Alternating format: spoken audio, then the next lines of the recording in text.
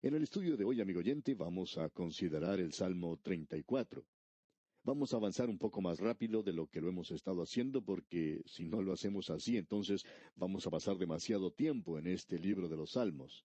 Ahora no podemos encontrar un lugar mejor que este para demorarnos, pero el asunto es que tenemos que recordar que estamos yendo a través de toda la Biblia y vamos a terminar este estudio, Dios mediante, en 5 años. Ahora, este es un salmo del cual tenemos una explicación como parte del texto inspirado al mismo comienzo. Allí dice, Salmo de David, cuando mudó su semblante delante de Abimelech, y él lo echó y se fue. Y creemos que este es un buen lugar para ilustrar algo que los críticos han utilizado para desacreditar la palabra de Dios, y por lo cual han provocado que muchas personas de poca instrucción bíblica se hayan apartado del creer en la integridad y la infabilidad de las Escrituras. Lo que aquí se menciona nos hace recordar de algo que ocurrió realmente en la vida de David. Si nosotros lo pudiéramos hacer, regresaríamos al capítulo 21 del primer libro de Samuel y leeríamos los versículos 10 al 15. Allí se relata que Saúl estaba persiguiendo a David, y este joven David se encontraba huyendo para poder salvar su vida, y él se estaba ocultando en una cueva en la montaña, tratando de huir de este rey. Él se encontraba en esa región desértica cerca del Mar Muerto, y no hay muchos que pueden sobrevivir en esa zona.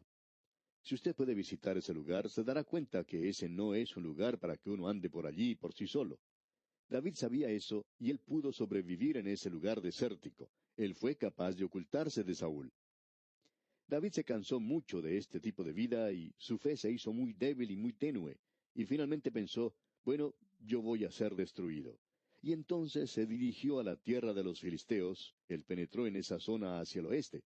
Así es que David llegó al lugar de los filisteos, y el rey de ellos lo recibió, pero alrededor de ese rey se encontraban aquellos que le decían, cuidado, David no es tu amigo. Tú tienes que recordar que en su tierra la gente decía, Saúl mató a sus miles y David a sus 10,000. Y recuerda también que él fue quien mató a nuestro gigante, y queremos decirte que cuando él mató a Goliat, él destruyó muchas de nuestras defensas. Él no es nuestro amigo. Así es que David vio que se encontraba en un gran peligro, y él fingió haberse vuelto loco, y actuaba de una manera que era completamente demente. En aquellos días la gente tenía cierta superstición acerca de la demencia. Uno no destruía a los locos, sino que los echaba del lugar, y esa es la razón por la cual uno encuentra a personas como ese hombre que se menciona ya en el Nuevo Testamento, que se encontraba entre las tumbas y que era endemoniado, lo trataban como si estuviera loco. Y David entonces fingió estar loco, y esa fue la única forma por la cual él pudo salvar su vida. En esa oportunidad Dios lo libró, y él regresó a su tierra, ocultándose en la cueva de Adulam, y pensamos que al hallarse en la seguridad de esa cueva, David dijo, yo debería haber confiado en Dios. Y este salmo entonces es producto de esa situación. Ahora, si nosotros leemos la información que tenemos, nos daremos cuenta que allí dice que el rey se llamaba Aquis, y aquí se nos dice que era Abimelech. En esto se basan los críticos para decir que esta declaración es muy obvia y que este no es un salmo inspirado de David. Dicen una cosa y otra y que aquí tenemos un error en la Biblia. Tenemos que darnos cuenta que Abimelech era un título real y no era el nombre propio del rey. Su nombre propio era Aquis. Encontramos la misma situación en Egipto, donde cada rey de Egipto se llamaba Faraón, pero ese no era el nombre propio del rey. Toda la gente lo llamaba Faraón, y lo mismo ocurría entre los amalecitas, donde cada gobernante se llamaba Agag. Este era un título real como Faraón y como César entre los romanos. Cada uno de ellos tenía su propio nombre, así es que en este salmo, como ya hemos dicho, los críticos tratan de tomar ventaja en una cosa como esta, y lo único que hacen es confundir a los jóvenes y a aquellos que están recién aprendiendo algo. Un joven dijo en cierta ocasión, yo creo en la inspiración de las Escrituras, pero aquí encuentro un error. Bueno, no es ningún error, sino que es falta de conocimiento de nuestra parte. Cuando usted cree que encuentra un error en la Biblia, amigo oyente, recuerde, el problema no está en la Biblia, sino que el problema está en usted. Ese es el problema con las cosas que ocurren en el día de hoy entre los críticos de la Biblia. Tenemos entonces que David escribe este salmo y dice en la primera parte del versículo 1, Bendeciré a Jehová en todo tiempo. Cuando usted está en dificultades, cuando usted está desanimado, cuando usted está derrotado, y así es como se encontraba David, uno comienza a sentirse muy decaído, muy desanimado. Él estaba corriendo, corriendo, corriendo y parecía que esto nunca llegaría a un fin. Y él comienza a desanimarse. Él pensaba, quizá alguno de estos días alguien me mate. Pero ahora dice aquí en el versículo 1, escuche usted, bendeciré a Jehová en todo tiempo, su alabanza estará de continuo en mi boca. Amigo oyente, yo por lo general no tengo ningún problema en alabar a Dios en un día hermoso, en un día cuando brilla el sol, cuando las cosas están saliendo a mi manera. Pero es muy diferente cuando las cosas están saliendo difíciles para mí. Pero escuche lo que David dice aquí en los dos primeros versículos de este Salmo 34. Bendeciré a Jehová en todo tiempo, su alabanza estará de continuo en mi boca. En Jehová se gloriará mi alma, lo oirán los mansos y se alegrarán. Escucha ahora lo que él dice en el versículo 3. Es una declaración muy importante. Engrandeced a Jehová conmigo y exaltemos aún a su nombre. Habíamos pensado poner este versículo en el membrete de A través de la Biblia.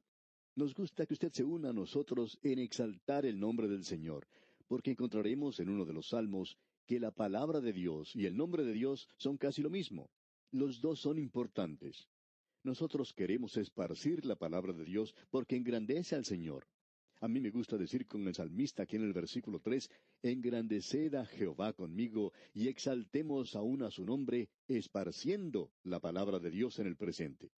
Ahora David dice en el versículo 4, busqué a Jehová y él me oyó y me libró de todos mis temores. En los primeros tres versículos, David no tiene otra cosa sino alabanzas. Y aquí tenemos un coro de aleluya. Ahora él da la causa, la razón de su alabanza. Leamos otra vez el versículo 4. Busqué a Jehová, y él me oyó, y me libró de todos mis temores. ¡Qué maravilloso! Veamos ahora el versículo 5. Los que miraron a él fueron alumbrados, y sus rostros no fueron avergonzados. Cuando uno mira al Señor, la senda se ilumina. Sigamos ahora con el versículo 6. Este pobre clamó y le oyó Jehová, y lo libró de todas sus angustias. ¿Puede usted, amigo oyente, decir eso hoy? Yo le agradezco a Dios por la forma en que Él me ha guiado.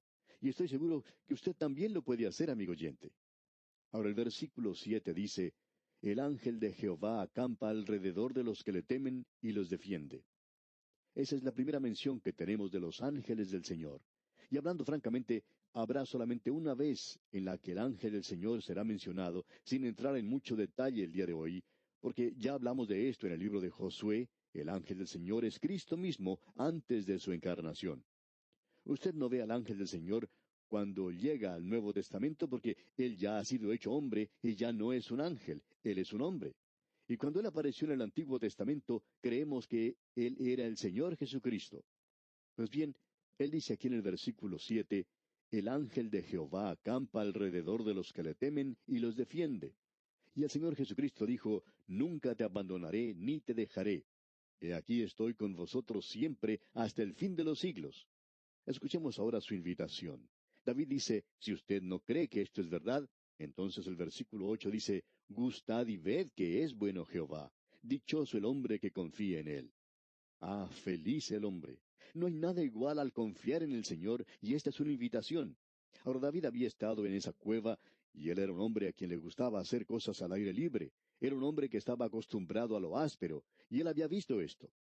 En la primera parte del versículo 10 leemos, los leoncillos necesitan y tienen hambre. Él había visto a esos leoncillos con hambre, deseando tener algo para comer, y sin embargo, Dios tuvo cuidado de ellos. Luego dice en el versículo 10 en su segunda parte, pero los que buscan a Jehová no tendrán falta de ningún bien. Permítanos decirle, amigo oyente, que si un león puede cuidar a sus propios leoncillos, Dios puede cuidar de usted y de mí también. ¿No es eso maravilloso? Eso es lo que David aprendió por experiencia.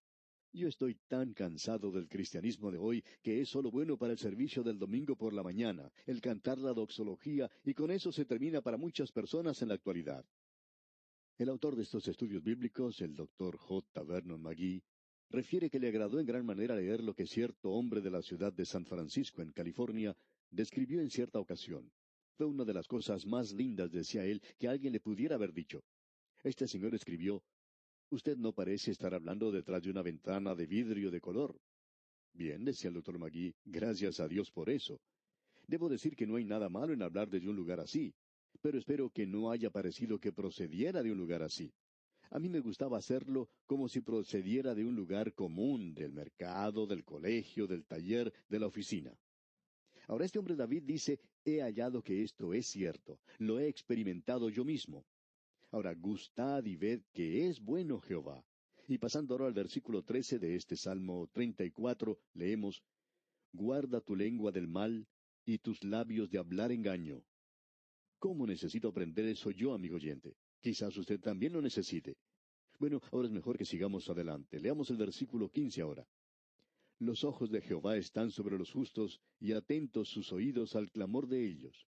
Dios dice que Él escucha y contesta las oraciones. No nos venga a decir que Él no lo hace, porque sí que lo está haciendo, amigo oyente. Y Él sabe también cómo decir no. Ahora en el versículo 16 leemos, la ira de Jehová contra los que hacen mal, para cortar de la tierra la memoria de ellos.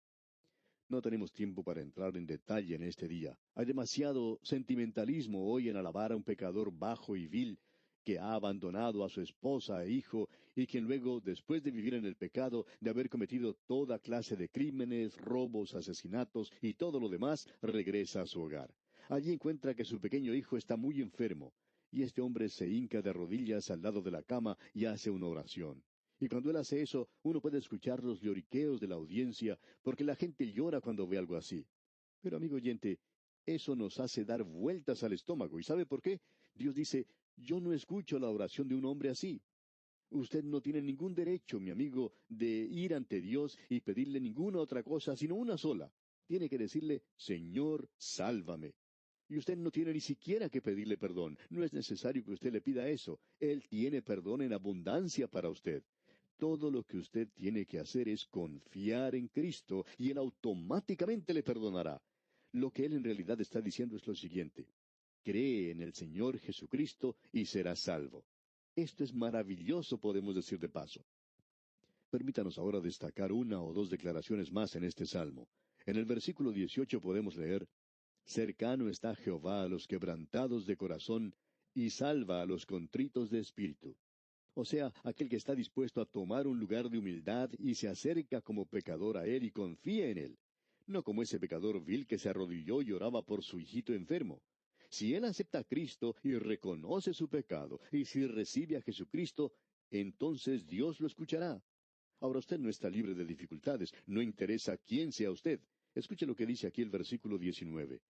Muchas son las aflicciones del justo, pero de todas ellas le librará Jehová. Este salmo es tan maravilloso y es citado bien y es citado mal, como usted puede apreciar. Bien, llegamos ahora al Salmo 35.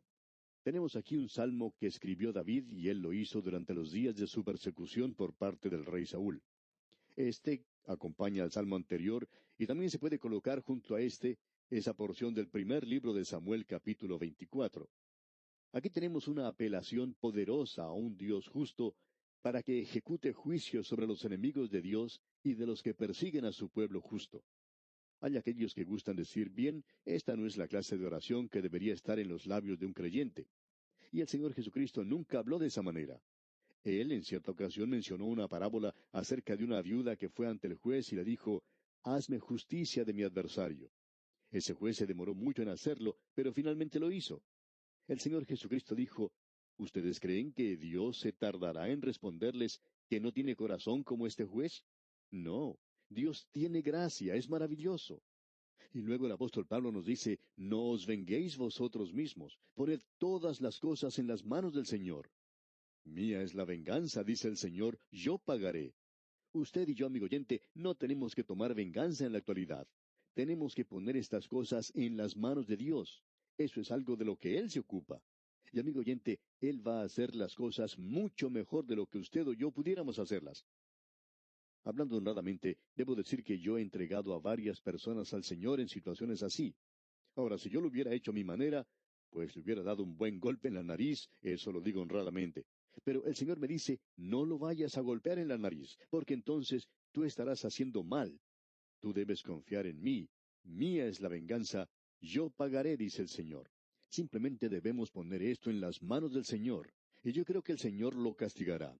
Debemos decir de paso, amigo oyente, que necesitamos aprender a andar en su camino. Tal vez usted piensa que esto está fuera de orden. Nosotros creemos que posiblemente usted y yo somos los que estemos fuera de orden. Este es un gran salmo y vamos a tomar algunas partes que son muy destacadas en este salmo imprecatorio. David estaba en dificultades, él estaba huyendo de Saúl. En el capítulo 24 del primer libro de Samuel, Saúl le dijo a David, cuando éste perdonó su vida, «Yo sé que tú llegarás a ser rey. Yo sé que Dios te ha dado el reino y tú eres más justo de lo que soy yo». Entonces, ¿por qué no lo trajo Saúl de regreso? Él no lo hizo regresar. ¿Quiere escuchar lo que David dijo en su oración? Leamos los versículos 4 y 5 de este Salmo 35. Sean avergonzados y confundidos los que buscan mi vida. Sean vueltos atrás y avergonzados los que mi mal intentan. Sean como el tamo delante del viento, y el ángel de Jehová los acose. David los quería entregar al Señor también, como bien puede apreciar. Aquí tenemos la segunda mención del ángel del Señor, y estas son las únicas dos menciones del ángel. Lo vimos en el Salmo 34, y ahora lo tenemos aquí en el Salmo 35. Veamos ahora los versículos 6 al 8. Sea su camino tenebroso y resbaladizo, y el ángel de Jehová los persiga. Porque sin causa escondieron para mí su red en un hoyo, sin causa cavaron hoyo para mi alma. Véngale el quebrantamiento sin que lo sepa, y la red que él escondió lo prenda, con quebrantamiento caiga en ella. Esto parece demasiado extremo. Es una oración imprecatoria, y creemos que no es consistente con lo que tiene que hacer un creyente en la actualidad. Nosotros no tenemos que hacer esto, cuando Él nos ha dicho que tenemos que poner las cosas en sus manos. Pero si usted y yo lo hacemos, de alguna manera u otra Dios no va a tomar venganza, y Él hará las cosas sin ser vengativo como puede ver. Él lo hará en justicia, en rectitud y en santidad. Usted puede entregar las cosas en las manos de Dios, y Él va a hacer que las cosas salgan de una manera correcta, podemos decir de paso. Este es un gran salmo y un gran solaz para el alma del hombre. Escuchemos ahora lo que dice David después de hacer esa oración. Leamos los versículos 9 y 10 de este Salmo 35. Entonces mi alma se alegrará en Jehová, se regocijará en su salvación. Todos mis huesos dirán, Jehová, ¿quién como tú, que libras al afligido del más fuerte que él, y al pobre y menesteroso del que le despoja? David era un hombre muy pobre en esa ocasión. Usted recordará que aquellos que tenían deudas, aquellos que estaban en dificultades, aquellos que estaban descontentos, se acercaban a David en aquel día. Él era como un tipo de Robin Hood, aun cuando la persona que escribió ese libro, Robin Hood, tomó la idea de la vida de David, digamos de paso. Y fue en esa ocasión cuando David comenzó a formar su ejército, pero es simplemente un muchacho pobre huyendo del rey el que tenemos aquí. Y luego se nos dice algo muy interesante. Pasemos al versículo 16. Como lisonjeros, escarnecedores y truhanes, crujieron contra mí sus dientes. Ellos no solo hicieron eso, sino que se burlaron de David. Ahora esta clase de gente era como los bufones de la corte. Ellos eran contratados para que divirtieran a los huéspedes en algún banquete. Y ellos entraban y eran bastante hipócritas en la forma en que actuaban. Y esta gente llegaba y se burlaba de David por haber huido, por estarse ocultando del rey y por no luchar contra él. Ellos decían que él podía derrotar al gran gigante Goliat, pero que ahora le temía al rey Saúl. Como lisonjeros, escarnecedores y truhanes. Y amigo oyente, ellos todavía están por aquí en la actualidad, y uno los puede encontrar aún en las iglesias. Hemos estado en la iglesia por mucho tiempo, y no estamos en contra de ella, pero nos encontramos hoy en una posición desde donde podemos decir algunas cosas acerca de aquellos que están en la iglesia hoy. Y eso daña el testimonio de la iglesia en la actualidad. La iglesia, amigo oyente, es la esposa de Cristo. Dios aún tiene un propósito en la iglesia, y alguien necesita hacer hoy un poco de limpieza dentro de la iglesia. Nosotros no debemos juzgar al mundo, pero debemos juzgar las cosas que están dentro de la iglesia, y hay mucho de esto dentro de la iglesia hoy. Ellos ponen en ridículo a los hombres de Dios, mienten acerca de ellos, y están haciendo esto de una manera tan piadosa, y son burladores hipócritas en realidad. Son los bufones en la corte de Dios hoy, ridiculizando a los hombres de Dios. Y eso es verdad. Este es un gran salmo, debemos añadir. Y pasamos ahora al Salmo 36, y no vamos a entrar en muchos detalles en este, ya que aquí tenemos en el mismo comienzo del Salmo que se nos presenta un cuadro de los malvados. Y vemos que tendremos que esperar hasta nuestro próximo programa para poder tratar esto. Uno aquí puede apreciar un cuadro del corazón humano. Todos nosotros tenemos un corazón malvado. Usted quizá no quiera creer esto, pero todos tenemos un corazón malvado. Y vamos a observar ese corazón en nuestro próximo programa al leer este Salmo 36, porque aquí se nos dice en el primer versículo, escuche usted, la iniquidad del impío me dice al corazón, no hay temor de Dios delante de sus ojos. Lo que está diciendo es esto, la maldad habla al malvado en lo íntimo del corazón. ¿Qué es esto de la maldad del malvado? Amigo oyente, esa es la vieja naturaleza que usted y yo tenemos, la naturaleza adámica, esa naturaleza pecaminosa, la carne que está en todos nosotros. El Señor Jesucristo ya había dicho, lo que sale del corazón del hombre. En el Antiguo Testamento Jeremías dice, engañoso es el corazón más que todas las cosas y perverso. Debemos decir, amigo oyente, que todos tenemos problemas del corazón y que Dios tiene el remedio para los problemas que nos aquejan. Pero vamos a tener que esperar hasta nuestro próximo programa para ver esto. Por hoy vamos a detenernos aquí. Al despedirnos, deseamos que las bendiciones del Señor reposen sobre usted, ahora y siempre.